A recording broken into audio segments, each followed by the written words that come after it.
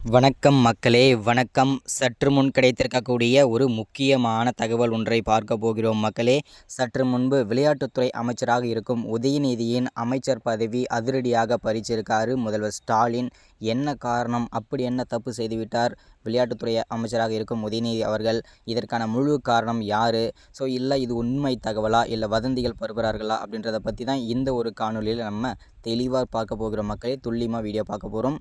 அதற்கு முன்பாக நமது சேனலுக்கு நீங்கள் புதிய பார்வையாளராக இருப்பதற்கான வாய்ப்புகளே நிறையவே இருக்கிறது. முடிஞ்ச அளவுக்கு எல்லாரும் மறக்காமல் நமது அரசியல் நியூஸ் சேனலை சப்ஸ்கிரைப் பண்ணிவிடுங்க.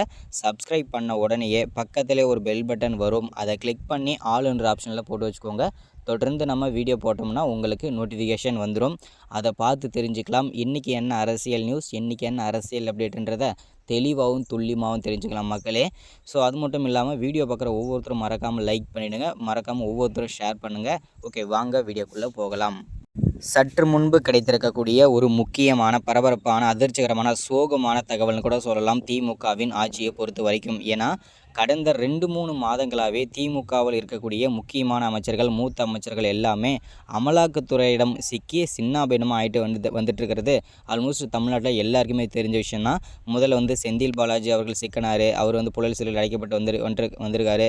அடுத்ததாக ஜெகத் ரட்சகன், அடுத்ததாக ஏவ வேலு, முன்னாள் அமைச்சரான பொன்முடி, அடுத்ததாக ராசா, அடுத்ததாக பார்த்தீங்கன்னாக்கா லேட்டஸ்ட்டாக அப்டேட் பண்ணது பார்த்தீங்கன்னா சர்ச்சையில் சிக்கினது அமைச்சராக இருக்கும் துரைமுருகன், ஸ்டாலினோட அவருடைய அண்ணன். அவர் பார்த்திங்கன்னா சர்ச்சையில் சிக்கியிருக்காரு. இவங்க எல்லாருமே திமுகவின் முக்கியமான அமைச்சர்கள், முக்கிய புள்ளிகள். இவங்க எல்லாருமே அமலாக்கத்துறையிடம் சிக்கி சின்னமனமாக ஆகிட்டு வந்துட்டுருக்காங்க. இந்த வரிசையில் தான் இப்போது விளையாட்டுத்துறை அமைச்சராக இருக்கும் உதயநிதி பார்த்திங்கனாக்கா அமைச்சர் பதவி பறிச்சிருக்காரு முதல்வர் ஸ்டாலின். என்ன காரணம் அப்படின்னு பார்த்தீங்கன்னாக்கா, ஒரு வருஷத்துக்கு முன்னாடி பார்த்திங்கனாக்கா விளையாட்டுத்துறை அமைச்சராக இருக்கும் உதயநிதி அவர்கள் சனாதன வழக்கில் சர்ச்சையில் சிக்கினார். அந்த வழக்கு பார்த்திங்கன்னா தற்போது தீர்ப்பு ஆகியிருக்கிறது. அவரை கைது செய்வதற்கான அனைத்து வாய்ப்புகளுமே இருக்கிறது விளையாட்டுத்துறை அமைச்சராக இருக்கும் உதயநிதி அவர்களை.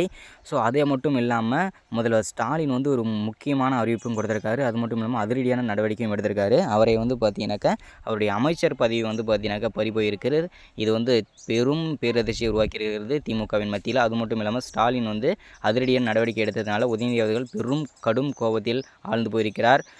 இதுக்கப்புறம் அவர் ஜெயிலில் போடுவாங்க இல்லை ஜாமீன் கொடுப்பாங்களா அப்படின்றத பற்றி நம்ம பொறுத்திருந்து பார்க்கலாம் மக்களே. அது மட்டும் இல்லாமல் அமலாக்கத்துறை இன்னும் பல விதமான தகவலுமே கொடுத்துருக்காங்க நமக்கு. உளவுத்துறை ரிப்போர்ட் மூலிமா கொடுத்துருக்கிறது என்னென்னா, இன்னும் திமுகவின் முக்கியமான அமைச்சர்கள், பெரும் புள்ளிகள் எல்லாமே எங்களிடம் சிக்குவார்கள் என்றும் அதிகாரப்பூர்வமாக உளவுத்துறை ரிப்போர்ட் கொடுத்துருக்காங்க. பொறுத்திருந்து பார்க்கலாம் இன்னும் எந்தெந்த அமைச்சர்கள்லாம் இந்த சர்ச்சையில் சிக்கிட்டு வந்துட்டுருக்காங்கிறத பொறுத்திருந்து பார்க்கலாம் மக்களே. ஒன்ஸ் அகேன் நம்ம சேனலுக்கு ஃபர்ஸ்ட் டைம் வரீங்கன்னா மறக்காமல் நம்ம சேனலை சப்ஸ்கிரைப் பண்ணுங்கள், லைக் பண்ணுங்கள், ஷேர்